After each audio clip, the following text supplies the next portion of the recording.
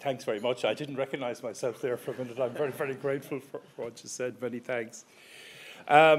China, I suppose, is a big topic, and I have to fall back on the old joke about Woody Allen and the speed reading course, which some of you know very well. When he went on a speed reading course so he could read War and Peace in a day. And after he'd finished it, a friend said to him, "That's great, you read War and Peace in a day. What was it about?" And he said, "Russia." So I have been given a very wide scale and gamut on which to speak today, so you'll forgive me if I narrow things down a bit. Let me also say that I propose to speak from very much an Irish perspective on this, particularly insofar as China foreign policy and China geopolitics are concerned. And let me at the outset say that from an Irish perspective, we have a very good relationship, a very friendly relationship with China. We have, as Li Changchun, the distinguished member of the Standing Committee of the Politburo, said just 2 days ago, we have no issues from history between us. And we have a very forward-looking relationship, a relationship which is just 31 years old, which has developed very remarkably. And in recent years, across all areas, political, diplomatic, trade, economic, investment and education, that relationship has been widening and deepening. I also think it's a very interesting time to speak about these issues. Obviously, China's growing international and global role, which raises many questions, including questions about the adequacy of the international dispensation that was set in place at the end of the Second World War. I'm thinking not so much about the United Nations, because, of course, there was a one China, and China was a member of the United Nations when the UN Charter was signed. I'm thinking about the Bretton Woods institutions, where there are growing questions about the effectiveness and the weighting within those institutions.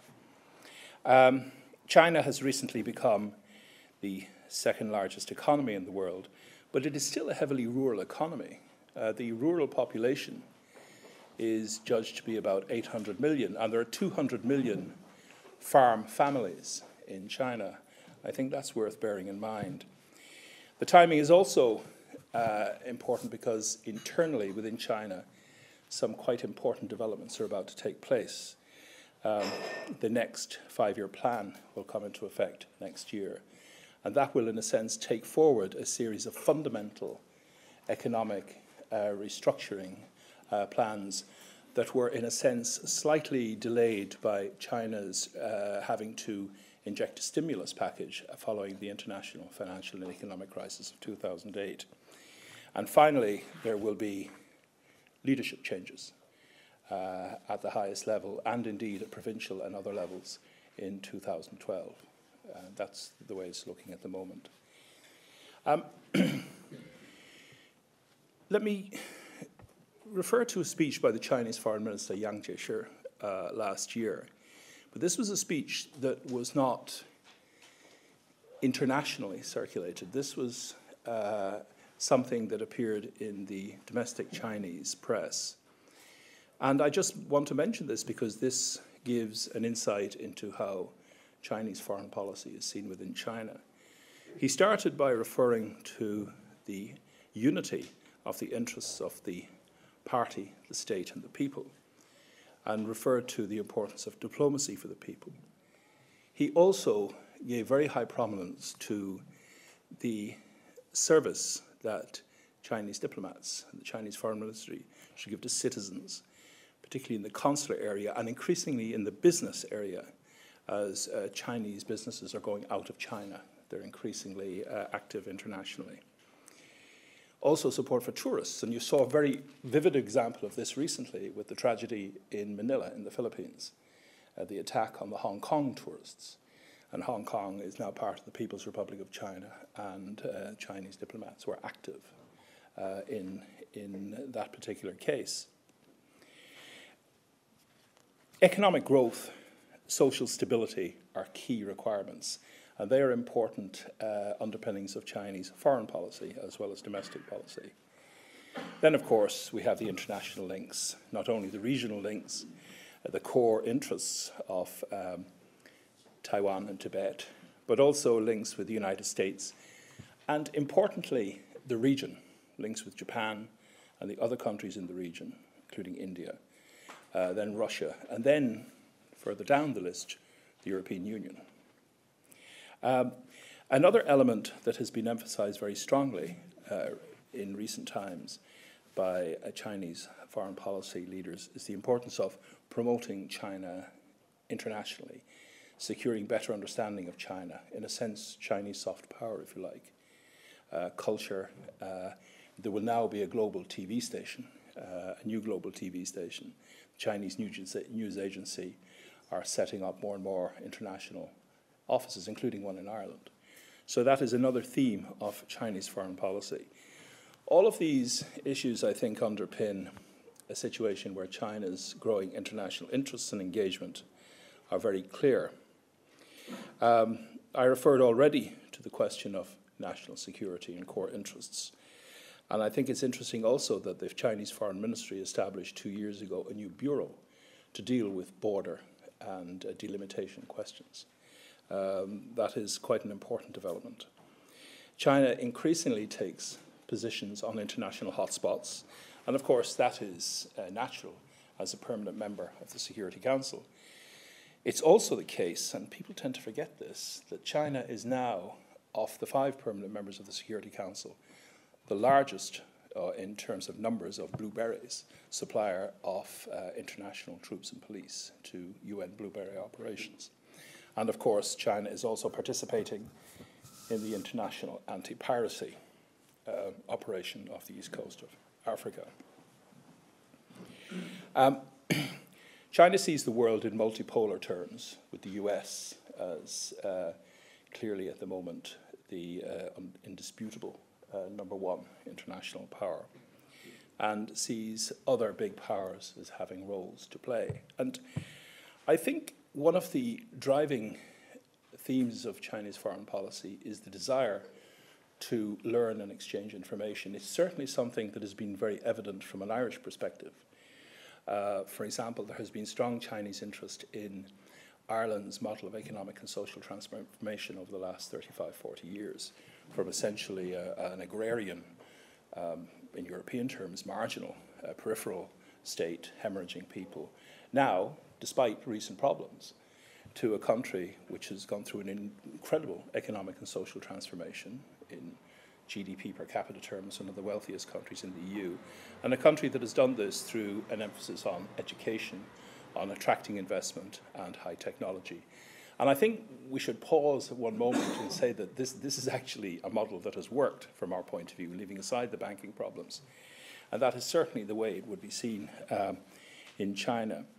Similarly, I think the phenomenon of how powers rise and how they achieve stability is also something that is of great interest. A TV series appeared in 2006. It was called in English, The Rise of the Great Powers. And this came from Chinese Central TV. It was government sponsored. And this was a fascinating analysis, and quite free of any particular political perspective, of how certain countries prospered, developed, thrived.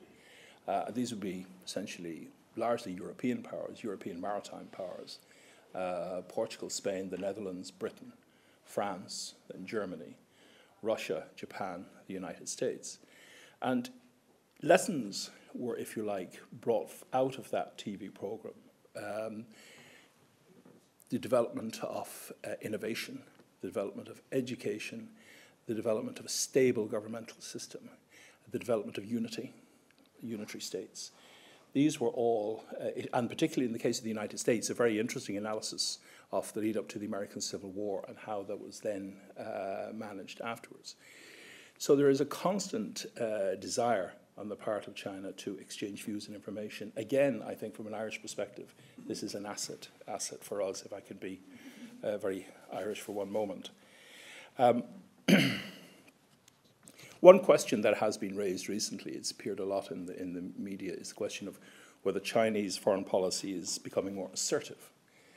Well, I think inevitably, as a country, as a permanent member of the Security Council, develops interests, and as it becomes more and more of an international actor, its interests become more and more numerous, then clearly you hear the voice of that country more and more. And I think the assertiveness question, certainly as portrayed by some of the international media, I think has been, in my view, a slight misunderstanding of what is happening. I think it's inevitable if we want China, if the world wants China to be a more active international player, then of course China is going to have a more assertive and more clearly defined positions. Let me talk now about the China-US relationship. And the first point is that this is a very deep and textured relationship. And the US, unlike the European Union, has a regional presence in Asia. And recently, as you probably know, President Obama met the ASEAN nations in New York.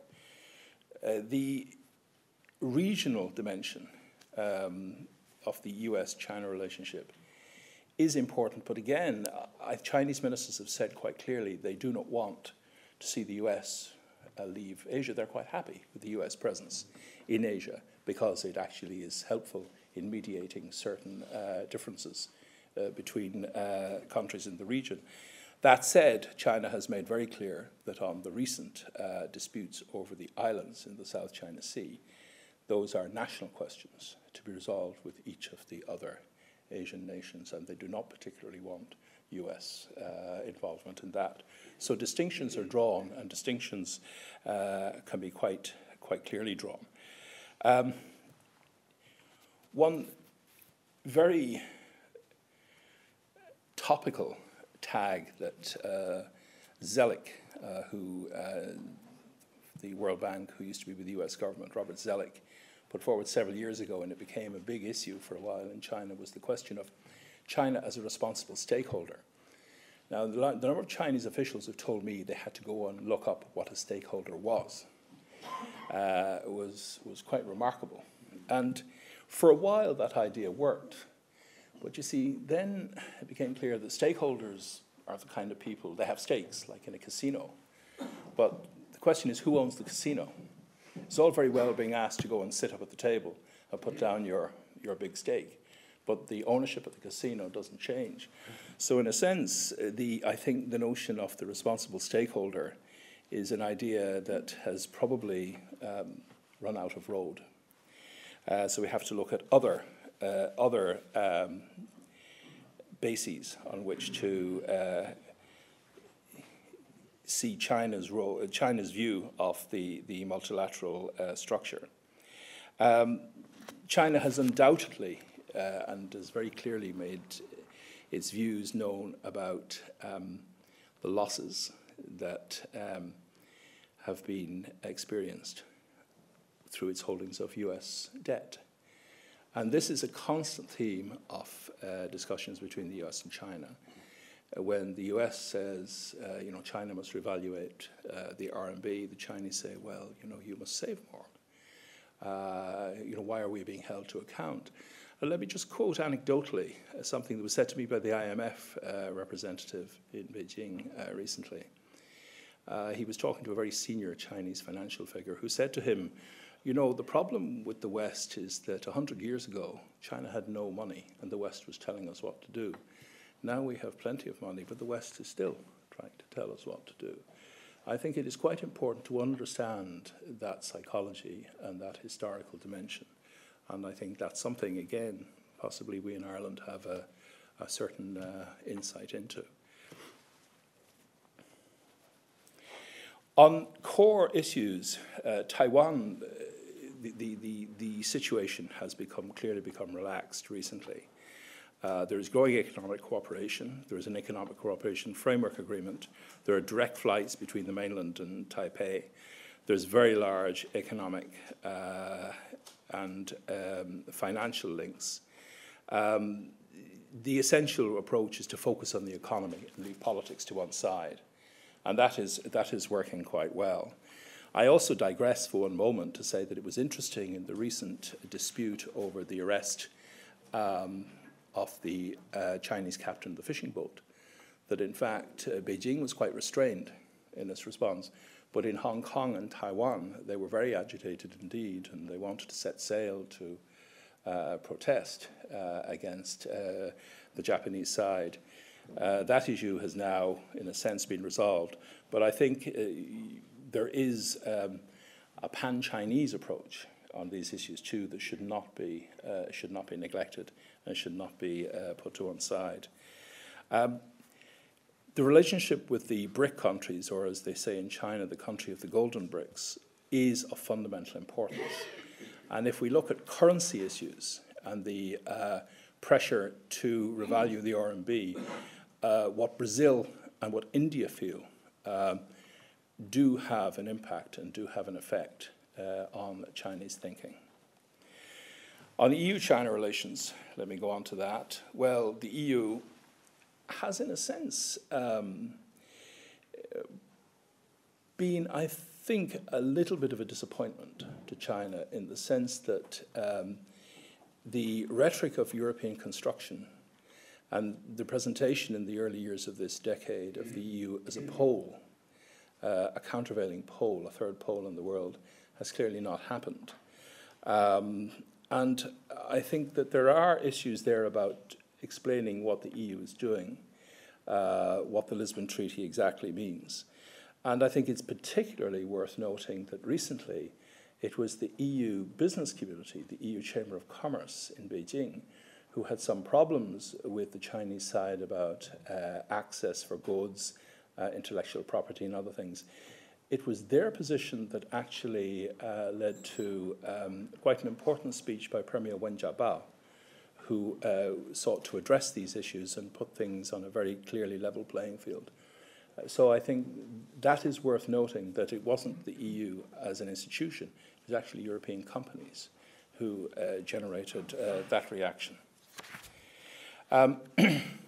So much for the international dimension. On internal matters, the reform and opening up by China continues. It's been going on for over 30 years. The question of reform remains a lively one within China. Recently, Premier Wen Jiabao celebrated the 30th anniversary of the Special Economic Zone, Shenzhen, in the south of China. He gave a speech on political reform, which generated quite a substantial debate within China, within the Chinese media itself, on what this means. Now, let me be clear that what this is essentially about is what's called largely intra-party democracy. This is the question of ensuring more responsiveness to grassroots. It's not about changing the fundamental political system in China. I said at the outset that we were going through a very interesting period, about to go through an interesting period. Wen Jiabao has referred to the unbalanced, undeveloped and unsustainable nature of the Chinese economy as it's currently structured. And this is something which is now going to come very clearly to the fore with the next 5-year plan, which will come into effect next year. And what that 5-year plan will seek to do, one assumes, will be to move Chinese economy and Chinese economic production, industrial production, up the value chain. Less Nike, fewer Nike shoes, and more software, high technology. Also, a strong move towards manufacturing and engineering, and this would include railways. I think it's very interesting that 2 weeks ago, Arnold Schwarzenegger, the governor of California, was in China to look at buying Chinese high-speed rail systems for California. So China is now developing very quickly a global reach in high-speed railways. Similarly in shipbuilding, and I think it's worth noting that China is now, has recently become #1 as a shipbuilding power. It overtook Korea this year, 5 years ahead of schedule. Also, other issues, other areas of activity, such as coal mining equipment. The death toll for each ton of coal production in China is 100 times that of Australia. So there is a very strong growth potential for coal mining machinery for safety reasons. And another area I think of interest to Ireland is the whole area of medical devices. There is a very concerted push to develop the medical system, the health system, and also the pension system to enable Chinese people to consume more in line with government policy. The feeling is that the Chinese consumption needs to increase, so to get off the export-led economic growth model. And medical devices would be one of those areas.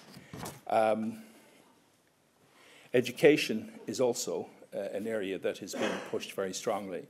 And here the Chinese want to be sure that education achievement does correlate with the possibility of jobs. That's something that's being looked at and is being adjusted at the moment. Again, I see possibilities for Ireland here. So in short, the stimulation of consumption will be very important to depart from the export-led growth model. A linked issue is a question, and it's an issue that has been on the leadership's mind for some years now. It's the question of urbanization. You have in China a system called the hukou system. It's been developed. This is essentially your identity, which says that you're a certain place and you have a certain kind of job. That has developed quite substantially, but there are still limitations on the ability of people in rural areas to move into the big cities. So urbanization is something that is going to take place probably more in the interior. There'll be a process of urbanization in the interior. But this will have enormous effects on the Chinese economy, because if you look at the disparity between rural and urban income levels, it's in income per capita, it's a disparity of about 3.3 to 1.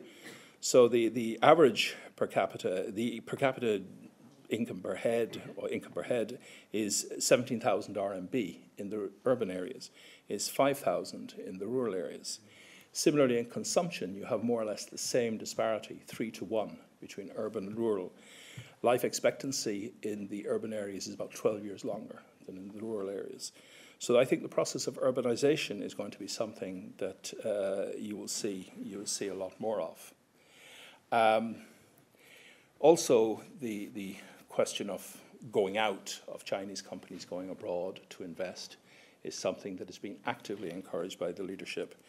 All of this in the perspective of changing the social and economic model to ensure what the leadership sees as greater social harmony, social stability, and eradicating divergences between rich and poor, which is seen as essential for promoting the social harmony and social stability. The term that is used by the leadership is the principle of scientific development, people-centered scientific development, which means an economic growth model which is environmentally friendly, which does address those other considerations I just mentioned. And I think what that means is that there is a concerted move away from smokestack growth, away from low value-added growth, into moving up the value chain quite substantially. Capital market reforms are also things that are being looked at. They're more difficult because quantitative easing essentially means more or less zero interest rates at the moment. But I have to say that the Chinese regulators are very, very good and are seen as very good internationally. And again, I would like to see that as also an area for greater cooperation between Ireland and China. I referred to the leadership question. There will be a party congress in 2012, the 18th Party Congress, at which is generally expected that there'll be substantial bringing forward of the next generation of leadership. I think this also underlines the fact that we are at a rather interesting period in China of substantial change. And from an Irish perspective, I think we must build on the bilateral relationship we have, which is a very good one. We've just had a very successful high-level visit. We've had other high-level visits earlier this year by our President, Foreign Minister, Agriculture Minister, and other ministers to China. We should continue and intensify those. And that we should ensure that we, all Irish stakeholders, to use that word, are fully in tune with the changes that are taking place in China, so we can optimize the relationship between Ireland and China. So thank you very much for giving me this opportunity to speak. I hope I haven't gone over the 20 minutes. If I have, you can dock me points for the Q&A. But I just wanted to set that out as a general perspective at the start. Thank you.